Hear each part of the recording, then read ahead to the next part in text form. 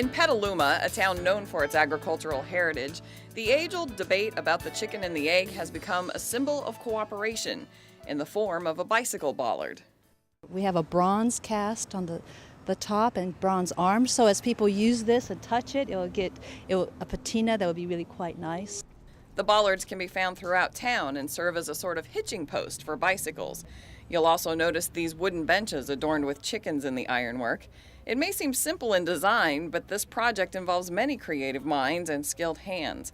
For instance, the Petaluma Arts Council sponsored a contest for local artists to come up with this chicken and egg design. But students from Petaluma High School are the ones who created the plans in drafting class. Haven't had a project where we've actually drawn it and then seen it built, and then to have this huge project with everyone else, and we've never worked in cooperation with the metal shop before or anything like that. And students in the metal and woodworking shops at Petaluma High used their skilled hands to bring the drawings from paper to real life. It's not like all the other classes. I enjoy it, and watching a bench form in front of you, from the drawings to just the basic thing. I remember just trying to figure out how to bend one thing of it. Now we're bending the entire thing and we're producing them, and it's just an awesome class and I like it. We're working on something that's going to be around for hundreds of years. I mean, our grandkids are going to go back and look at these projects, and I mean, it's just kind of cool. We're going to be able to put our stamp on something, and this is actually a business. Local businesses provided the materials and have worked closely with the students, giving them a chance to learn real-life skills and to network with professionals in an industry that could lead to a career. Oftentimes what's missing in education is the relevance factor, and when we can integrate what students are learning in drafting classes, for example, where they design a project like this and then actually do a hands-on experience where they build it in the wood shop, it has much more importance to the kids. And when they walk downtown today, next year, in 50 years from now, and they see that the product that they built in 2005, 2006 is still in Petaluma, I think there's going to be much more than just the experience of having taken a class. They're part of the legacy of this whole project. I'm really proud of the work that they've done and the effort and the commitment that they have made. They've learned so much about starting an enterprise business, a startup business, about being responsible for producing a quality product, for paying attention to schedules. It's amazing how hard they worked. I'm really proud of them. I think it's extremely important that everybody knows the collaboration that the city of Petaluma had with the district and eventually with the students in the classroom. The benches have also caught the eye of residents in Petaluma and beyond. So many requests have been made, a residential version of the bench has been designed and is available to the general public. The profits are reinvested into the metal and the woodworking shops at Petaluma High School. As I'm sure everyone is aware, there's not a lot of money for vocational programs these days, and this project has been really quite a blessing. The results of this collaborative effort between the city of Petaluma, local businesses, and Petaluma schools are tangible pieces of art to be enjoyed and used by residents and tourists for generations. It's a cycle this community would like to see continue for at least as long as that age-old debate about the chicken and the egg.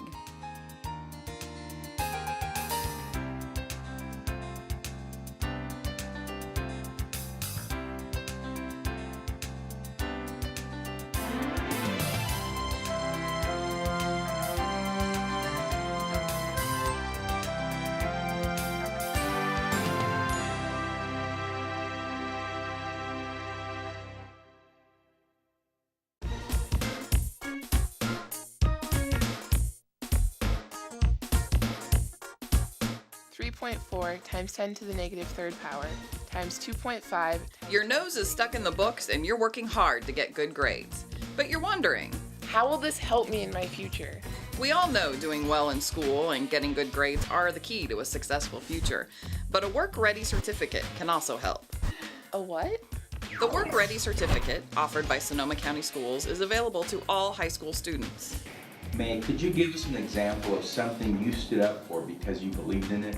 This is the main reason of my World Awareness Club, is so that I can Mei Liang is in the final stage of getting her Work Ready certificate. She's being interviewed by local business people. Now I know what a job interview would be like, a sense of it, and what I have to say, what I have to do, and what I can expect from the interviewer. Once a student receives their Work Ready certificate, they have a portfolio with a resume, recommendations from teachers, achievements, things that are essential to getting a good job. Students also learn 15 basic skills that Sonoma County employers say are needed when they hire someone.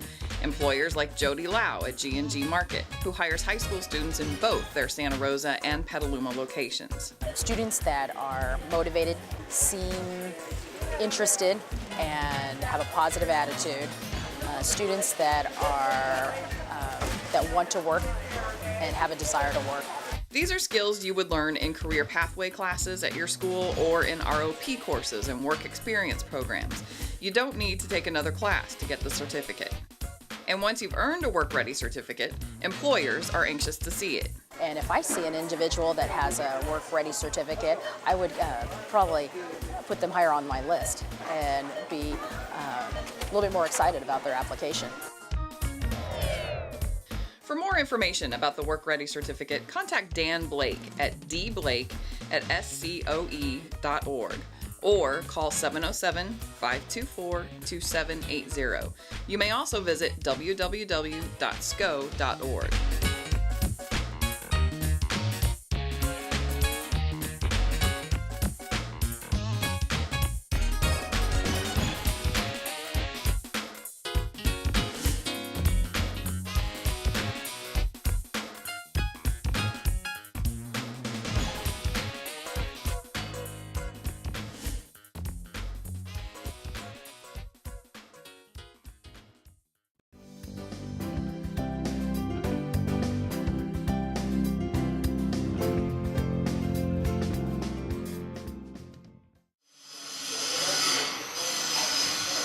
Inside these classrooms, you'll find our future. Students who will soon graduate and become part of the workforce. And with technology making our world smaller, these kids need to be ready to compete for jobs in a global economy. We're competing with folks from all over the world who are getting a very good technical education and are trained very well in specific technical skills and specific industries. We have a tremendous education system in our country, and we can do a lot of great things for our students. We have to also focus them on getting ready for their future. Sonoma County schools are preparing students for the future through career technical education programs. These elective classes are available free of charge to every student who attends a Sonoma County high school. In addition to learning the usual reading, writing, and arithmetic, they're learning specific skills that are needed for a job. Such as customer service, such as getting along with people on the job, such as a good solid work ethic and integrity. These are things that employers look for in people they want to stick with and hire and keep. These aren't on standardized tests. Students learn these skills while they learn more about a career, and there are plenty of options to choose from. Culinary arts, 3D imaging, AutoCAD, hospitality, healthcare, and construction, to name a few. The newly created Career Technical Education Program includes classes in the Regional Occupational Program, also known as ROP. These are vocational courses that prepare students for a variety of future options, going straight to work after graduating high school, or giving them an early start on more training at the junior college or university level. Students like Kyler McLaughlin, who is in the 3D imaging program at Rancho Cotati High School, are thrilled to have the opportunity to explore career choices. I would say that if this is something that they wanted to do, definitely go for it. It's more about finding something you like to do that can eventually be your job. I think that's what's most important. And I've learned a lot about everything to do with this stuff. It's been really good. For more information on these career development programs, you may visit www.rop.scoe.org or contact Susan Wood at swood@scoe.org or call 707-524-2720.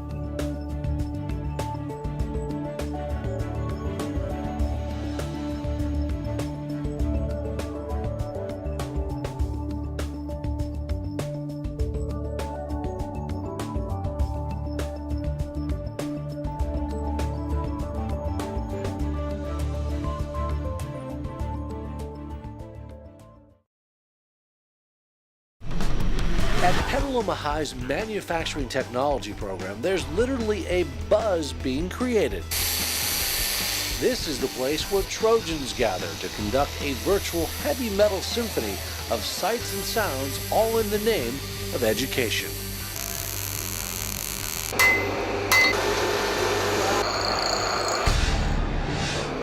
Meet teacher Dan Sunya, a Bay Area native who brings a distinguished 30-year career as a machinist to the table. Dan has transitioned to the classroom, bringing passion, including a wealth of experience and knowledge. His mission is to educate and prepare 21st century students for college and careers in the machinist industry. His excellent preparation for post-secondary education in the forms of going to community college, universities, or entering a precision machining apprenticeship. I think there's wonderful career opportunities. The program's reputation is considered one of the finest in Northern California. The equipment and technology like these Haas CNC machines are first class. For some students, this class opens up their eyes to manufacturing and the endless possibilities. Everything is manufactured, and everything it's the simplest thing has a complicated process of manufacturing. And so you kind of develop more of an appreciation for how things are made. The Basin Street properties that they're building downtown Petaluma, I've actually looked a couple times and seen, well, I can actually might be able to build that, you know? Petaluma High has created some innovative solutions in its curriculum by correlating its shop class with other academics. So if they take an engineering class, an AutoCAD class, an auto class, or a woodshop class, they will get the English or the history class that goes with that. And what that enables the teacher to do in the English class, for example, they can apply technical writing skills and teach those technical writing skills to those kids in the class. So by them doing that, when they're out here in the shops, then they're able to get more of the skills that they need to be more successful. Ultimately, the class helps prepare students for college courses like engineering and careers in manufacturing. With the aging industry population, the job market is wide open. This class prepares students to take those positions as machinists, as tool makers, as leaders, as programmers. The manufacturing field is hot, and its future even hotter. Jobs will be available. The lack of training in manufacturing has also prompted legendary American companies like Chevron to seek young talent. Just ask Walter Costa and Pat Scarpulla, who know firsthand. It's very important for Chevron to get involved in a program like this because we are losing all the craft people. In 10 years from now, we hope that these young men or young women, they will come and fill the gap. There's potential in this trade for a really good lifestyle. Not to mention, if you ever decide to move out of California, there's potential for jobs all over the United States, all over the world. And there's not a lot of professions that offer that. Earning $80,000 and up is possible depending upon your career path. In class, you certainly hit the books.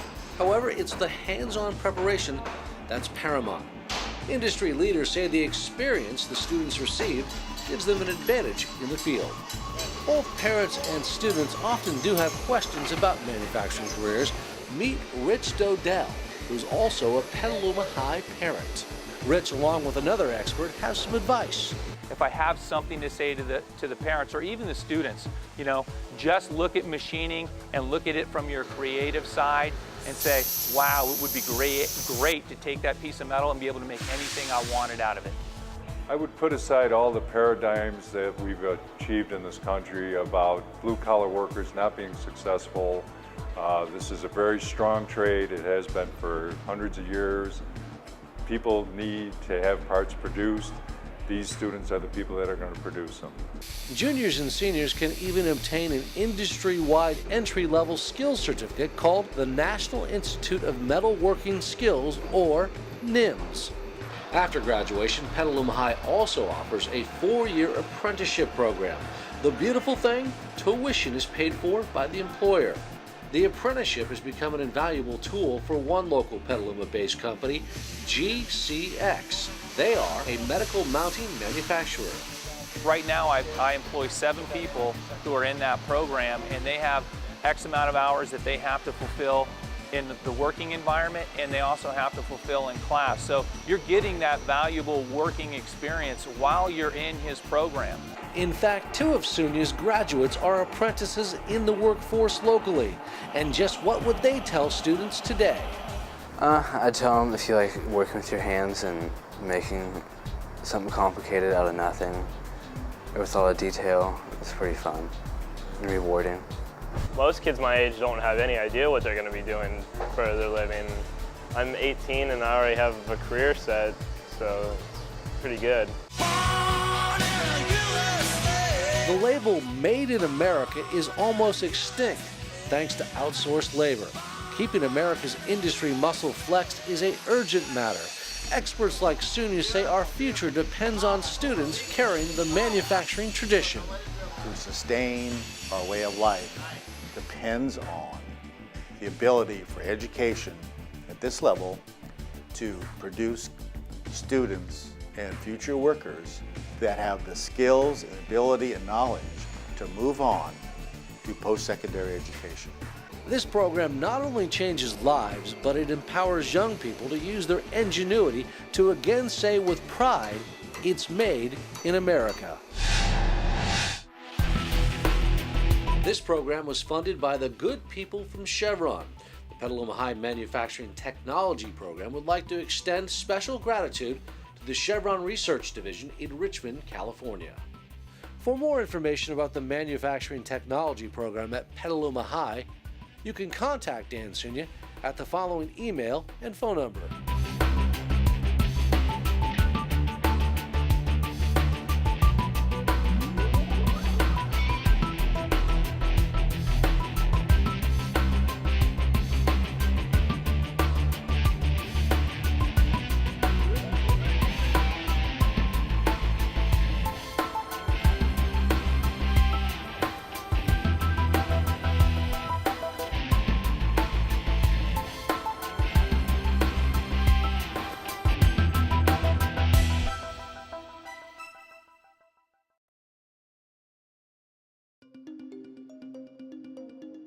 The County of Marin not only has embraced the 21st century, it is doing so by boldly moving forward, laying a foundation for its greatest resources, the health and wellness of its people.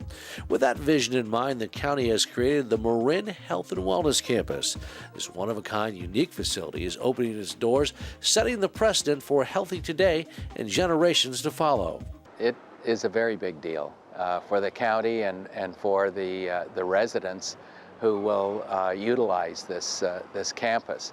It's the bringing together of a broad array of health and human services for really the first time, and putting them together in a way that will meet a wide range of community needs and services.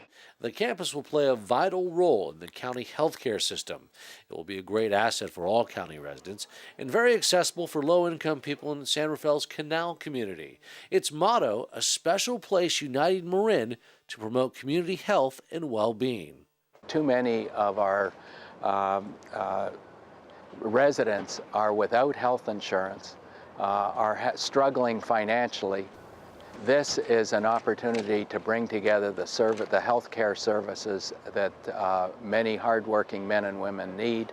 And it's a one-stop shopping facility. If you have mental health needs, or you have medical needs, or women's health needs, or HIV, or children's needs, you can go to one place. We use the term campus because it is a center of learning and change, of hope and opportunity.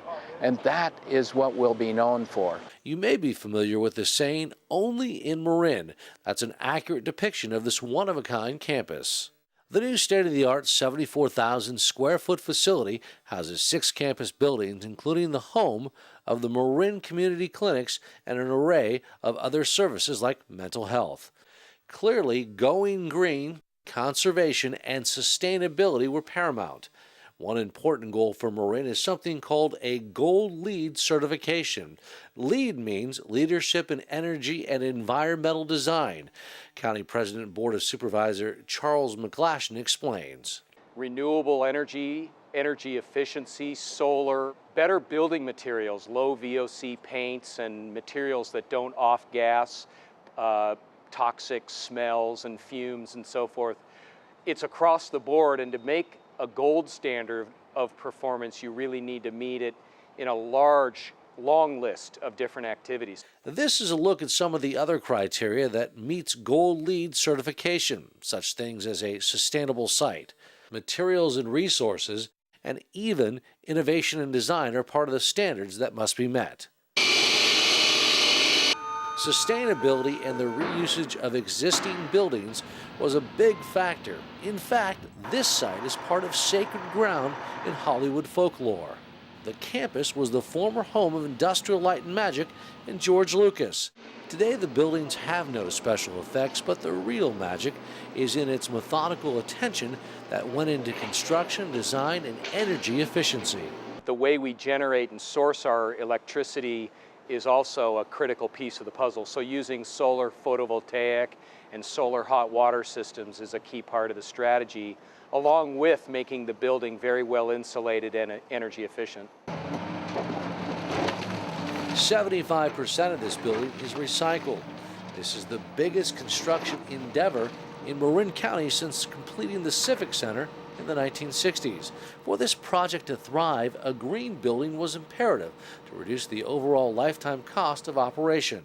And if we can save energy every year on the energy costs for the building, on heating the water every year, we're saving money from here for the next 50 or 100 years. From water conservation, thermal solar water heating, indoor environmental quality, to walk-off mats, this campus is with you in mind. Located on Kerner and Bellum Boulevards in San Rafael, accessibility and alternative modes of transportation makes this campus available to all. What makes this project work really well for me is its location close to a community that can walk or bicycle to get to their primary care physicians, and that don't have to spend hours on buses trying to get to facilities located far away. The majority of the funding for the $63 million campus was paid for by a tobacco settlement from Uncle Sam. This facility did not happen overnight, but it's the culmination of many dreams. I feel very gratified to and privileged to be here and now and working with a board of supervisors that has a vision of what is possible, with a community that is so supportive. This is one of the most exciting things that we've done since I've been on the board, and to see it come to fruition and to go down and tour it and see people using it is just a great thing that we've done. With Marin's eyes focused on commitment to the community, attaining Gold LEED certification will again demonstrate that Marin County is continuing to lead the way in governmental leadership. The campus will be used as a place of healing, education, peace, and tranquility. This healing garden will be used to soothe the soul. It clearly appears the new Marin Health and Wellness Campus will create its own legacy, serving thousands, and no one will be turned away.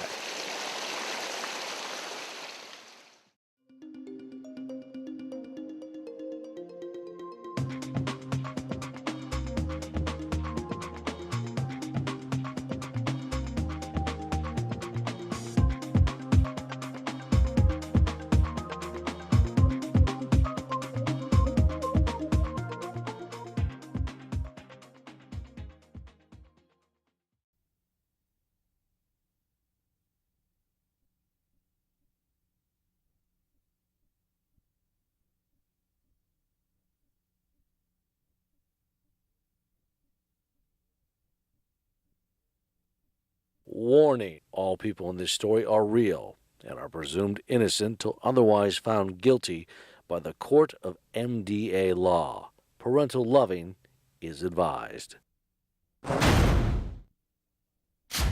One by one, these Petaluma suspects were rounded up by elite members from Petaluma Police and Sonoma County Sheriff's Department. The reason to help the Muscular Dystrophy Lockup fundraiser. They are helping send kids that have muscle disease to camp. With stealth-like precision, officers performed the daunting task of picking up the various culprits who were raising the needed money. We're going to Clover Stornetta headquarters, and we're looking for an M. Britt. Here's he in the striped shirt there? Yes. Hey, M. I got a warrant here for your arrest, buddy. Some of Petaluma's local business dignitaries, including Clover store Netta's Muscular Britt, experienced firsthand getting hauled away. MDA wants you down. We're going to take you down and get booked up. And we can do it the easy way or we can do it the hard way. They came into the office and interrupted me from a brief meeting, but that was okay. I knew it was coming and it was for a great cause. He's going to be locked up until he raises enough money to send 2 kids to camp for MDA. Police and deputies who volunteered their time dealt with people they don't usually run into. We just went up and made an arrest, and the gentleman looked at the patrol car and said, "Oh, I get my handcuffs on too?" Then was asking about conjugal visits, so he's just throwing all kinds of things out of the hat there. These people that we're picking up, Mr. Rice in particular, is a very affluent person in the community, and he's going to be picked up in front of his friends, and I don't know if he's ready for that. Looking for Mr. Russell Rice. The incarcerated volunteers with tight security were escorted to justice at Petaluma's Sheraton Hotel in hopes of raising $1,600. Have you yet raised a portion or all of your bail? I have. Let's raise all $1,600. Great job. The fundraiser is all about helping kids with MD, but without the hardworking volunteers raising money, some kids might not go to camp. If we can help in any little way to give them a little bit of relief, a little more enjoyment, and to get to do some of the things that other kids their age are doing, we're very, very happy to do that. It's one of those things that you read about in the paper the next day and you go, wow, I really would have, should have, and I'm glad to participate. Some stellar businesses like the Sheraton Hotel also stepped up to make this day possible. Essentially, it's been our pleasure to feed many of the local businesses and their representatives lunch when they come out and get locked up. Well, it appears jail really isn't that bad. In fact, this is a lockup of love. The goal today to raise $25,000. And it appears the people of Petaluma, well, they're stepping up in a big way. This year, the camp will be held in Occidental. It's an opportunity for them to explore different artistic capabilities that maybe they don't have access to at home. And they come out and they have talent night, they have a parade, they are able to build different art projects. Ultimately, MDA hopes this camp will be a thing of the past because the goal is to find a cure. Until then, these special camps will bring needed sunshine to kids battling muscular dystrophy. And the smiles say it all.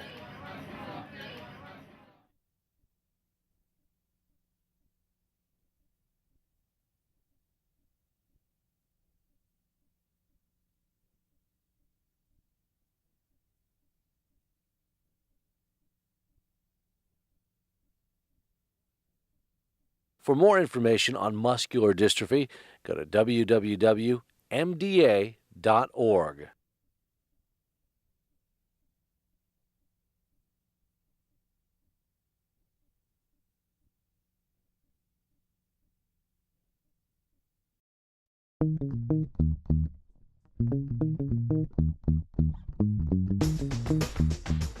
I remember very well in the early 70s when I was using my wheelchair and trying to get from one side of the street to the other in Santa Rosa and not being able to do it because there weren't any curb cuts.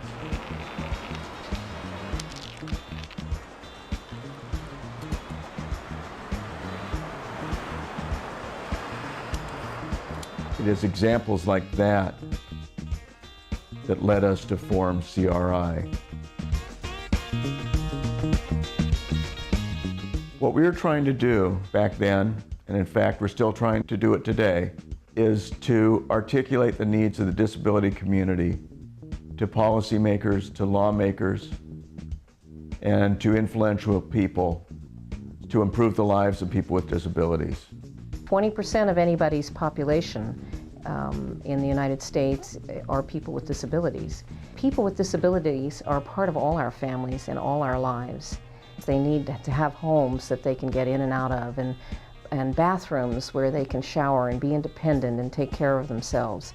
They need to have jobs that they can go to and technology that helps them. The biggest barrier to the inclusion of people with disabilities and the recognition of disability in all our lives is attitude. What I find amusing is that people out on the street will come up to me and, you know, want to help me open doors and or load my chair into my car. And it's kind of funny, but I say yes, or sometimes I say no, thank you, I can do it myself. But they don't really spend a day with me and see exactly what I'm doing through the day. And I have such a full life, and I just wish I could share that with others so they can see that once you're in a chair, sometimes your life can be fuller than you can imagine. I think one of the major changes that this organization has undergone has been its gradual shift from what I'll call service delivery to an advocacy role.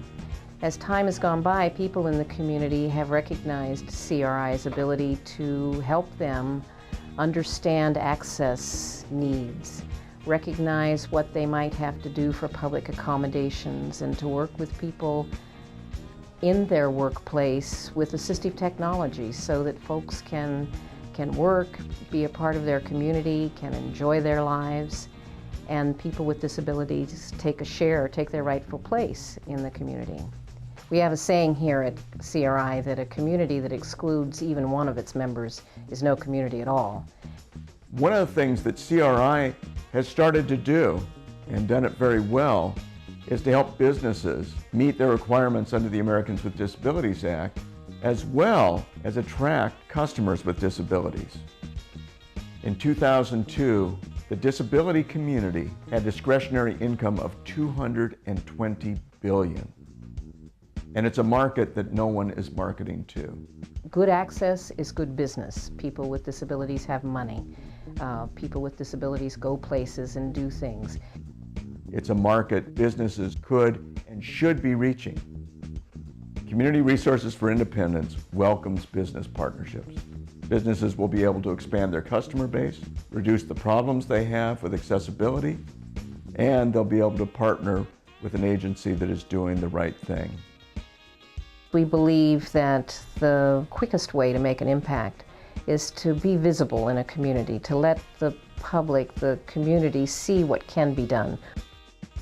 To have a place that I can go to that I feel like they're behind me 100% on whatever I want to do is so refreshing and something that I really use every day in my life. And I'd like to support them so that they can be there for other folks that feel like they can't do this or that, and to have some kind of support system to say, yes, you can do it. You can do whatever you want to do. Just try. For more information, phone area 707-528-2745 or visit the website at www.cri-dove.org.